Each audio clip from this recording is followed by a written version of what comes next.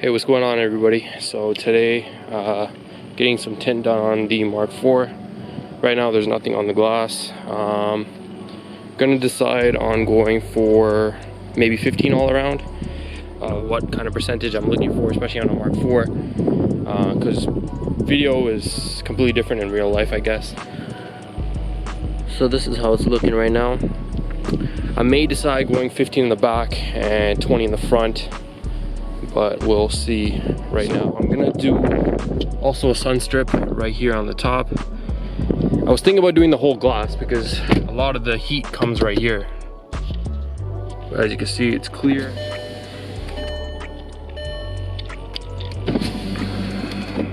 Absolutely nothing. Through the back, nothing. So yeah, I'm gonna figure out what percentage I want to do. Most likely 15 all around. And yeah, we'll go from there and show you guys the results in a bit. Hey, what's going on? So I just got the tint done a while back, but I wanted to show you guys how it's looking. So I decided on going with 15% all around with a 5% sun strip. As you guys can tell, it's the weather's changed around here. So I do apologize for that, but everything's going to be together so it doesn't seem like it is. And today, the overcast. It's hard to find a day that's sunny and I can record. So I wanted to show you guys how it looks.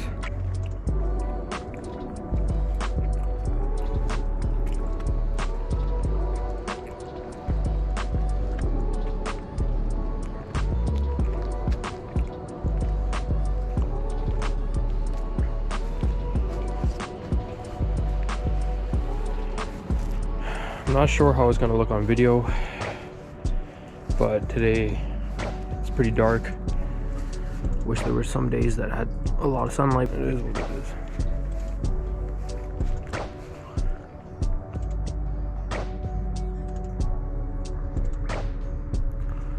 So I'll show you guys the inside as well. But I got Xpel. So I got Xpel carbon film. It's like their base model, or I guess the basic ones that they offer, which has certain warranties, which is good. So I did a lot of, it's pretty dark in there, but you could see at night. That's the most important thing. But another thing is in the GTA, I don't know what it is, but a lot of people that offer tinting, they don't really carry 15. It's mainly, you know, the 5s, the 20s, the 35s, 50s, such and such. So did a bunch of research. I went to a guy that, you know, first knows what he's doing and wanted a good quality job. So here is the sun strip top. It's great to have. I was gonna do the whole windshield, like I said. Maybe I was gonna do maybe like a 75%. I wouldn't do 50 or anything below that, to be honest. I need to see it at night. Even like a 75 is very reasonable. And the way that technology and tint now, it's changed a lot. So, but you can see, you know, it's cut properly. I'll show you guys on this side.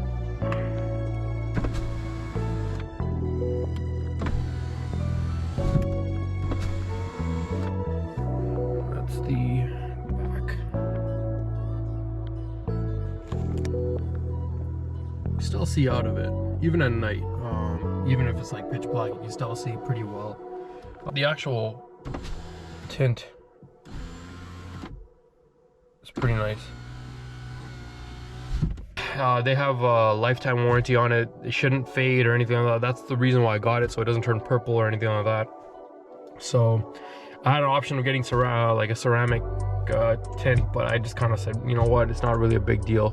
I could have spent the extra 80, but it's not a big deal for me, man, to be honest. So heat rejection and stuff like that, it's somewhat there, but it's not going to be the full capacity of all these other tints. And ceramic is getting thrown out way too much in the tint world. Same thing as with detailing. So you got to do your research beforehand. I will kind of explain everything when I get inside and tell you guys what's up. So I decided on the CS15, and we could see that the IR rejection is what you're going to be pretty much looking at to give you an understanding of how much heat rejection the film is actually producing. In my case, it's 27%, but we will kind of look at what Xpel is pretty much offering in their lineup. So I decided on the 15. So what the actual visible light from the film is 16. So it's a 16% film. What it's actually the visible light from that film, and also they give the thickness of what the film is for Xpel and the other companies that we're going to be looking at as well. So all of them have UV rejection, and you can see that, you know, like I said before, the visible light on some of the films may differ. So if it says a 70%, it could be a 68%. So, and when we move up to their lineup, they have the HP lineup, which is double with the rejection of heat. Then you have the XR Black, which is double than that, than the HP. And then you also have their top of the line, and I would say this is the super ceramic, who knows what they kind of call it, but this is the XR Plus, which is close to 98%, 96% heat rejection, which is crazy. Now, I was never looking at these, and this is the XR Black, I believe, is their ceramic line. So you could kind of decide on what film is better for your vehicle, and like I said before, it's going to differ with, first of all, the number of windows that you have in the vehicle. If you decide to do your front windshield, if you decide, if you have a vehicle that has a lighter interior, those factors are going to differ the way that the tint is going to look on that vehicle. Also, I was also looking at Solar Guard, and like I said before, not a lot of companies are offering 15 here in the GTA, Ontario, Canada. For some reason, it's not popular. So if I was going to do it from Galaxy, it would have been a 20% or a 5, but I definitely didn't want to do 5. So with the 20% Galaxy tint, the actual IR rejection is 19% compared to the Xpel, which was 27%. It's not a lot, but for the price that I was getting that and the Sunstrip for $220, it was a no-brainer for me. And that's just because, you know, the price was just right. And I knew it's a quality film. Before, back in the days, I didn't really look into these things, and it didn't really work out the way that you think it's going to be. Like if you spend 180 or you spend 150 to these other shops that carry different brands, right? Like off brands, you know, they could be made at the same factory, who knows, but I don't know, right? So I'm just saying, with the actual pricing of film, you know, I spent $220 for the Sunstrip and the tint for the 15. Compared to spending, let's say, $180, what kind of film you're getting, and you know, they may say it's ceramic, you know, quote unquote, but it might not be, so it could be just a sales tactic. So I would definitely want to call up the shops nearby, or if you're willing to go for a drive, you know, there's a lot of great companies here in the GTA.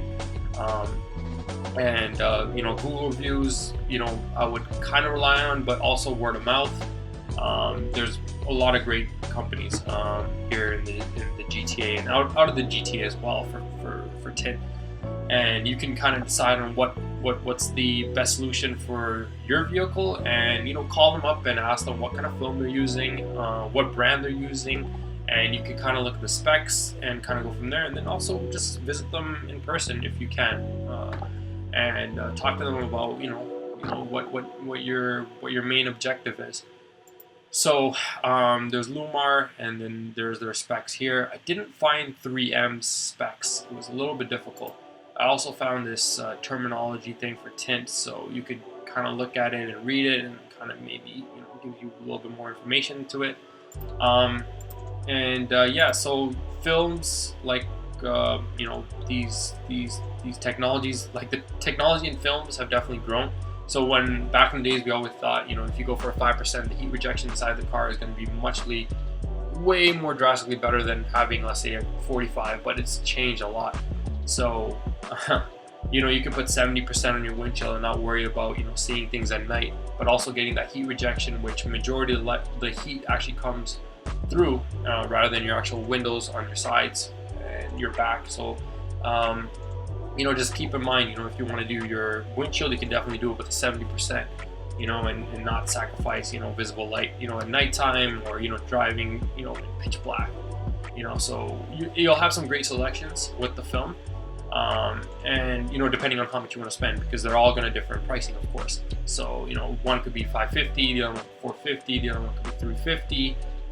Every shop is going to have different pricing, so definitely shop around. You know, there's nothing wrong with that. You know, get an idea of what they're charging, and also, you know, seeing their quality of work, you know, from, like I said, word of mouth, from, you know, friends, families, colleagues, wherever, right? So yeah, just kind of go from there. I think this will hopefully help you guys decide on what kind of film you're looking into, and how much are you willing to spend. So, and you can compare all these things, because, you know, they have the specs. So yeah, like I said before, be careful about what shops you're going to. Call ahead if they're skeptical about what film to tell you on what they're using. I would stay away from that shop, because, you know, if they're not honest about what film they're using, or they're kind of not giving you the right answer, I don't know. If a shop is very open about what kind of film they're using, and, you know, if you go in person, they'll show you what films they're actually going to be using, I would definitely go to that shop. You know, you want to go to a shop that's trustworthy, they're talking about and are really honest about things, because you're spending your hard-earned money. And, you know, if you're going to be spending money on, let's say, you know, the XR Plus line, you know, you want to know what you're really getting yourself into. Because I didn't really go too much in detail with those films, but it's very interesting to learn and see how technology has definitely grown in the past 20 years of tinting, or 30 years of tinting has changed. They also have these tests that they take the films and put it on a glass, and then they show you the heat rejection with, you know, it could be a charcoal film, it could be a carbon film, and compared to like the ceramic, and they can show you the heat rejection. But I'm kind of, I don't know if it's actually, like, you know, I'm not trying to bash anybody or anything like that. I would love to get better clarification on it, but I didn't really go into details with it. What I've read is, like, if you get a ceramic, and let's say if you get like a charcoal film, in the beginning, that ceramic film, of course, is going to have some great heat rejection. But in the long run, if the vehicle has been outside for 6 to 10 hours, at the end of the day, both of the vehicles will be at the same temperature you enter them in after, you know, a day's work or a long day of work, whatever the case may be. But also, it could differ if you don't do your front windshield. So there's so many things that I want to learn about films, but I haven't really found a video that kind of explains that, and, you know, not being biased against certain films or anything like that. It would be great to learn, because I know there's Crystalline from 3M, and, you know, Xpel with their XR Plus. I would love to see what it's gonna cost, almost about like half of what I paid for the car. So it wasn't really something ideal. If I had something, you know, something that I was gonna keep, like a Porsche or something like that, or whatever the case may be, like I was gonna, you know, I bought a high-end vehicle, I would definitely put, you know, high-end tint on the car. But majority of my cars, personally, they basically stay inside the garage.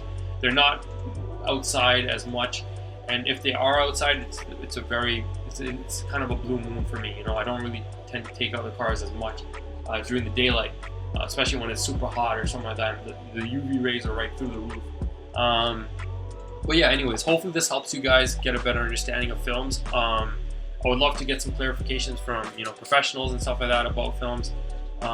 Like I said before, disclaimer, I'm just, you know, giving my personal opinion about things. I'm not really fully knowledgeable about films, but this will kind of give you an idea of the basics, I would say, or some kind of understanding about films before you go in with a blind eye.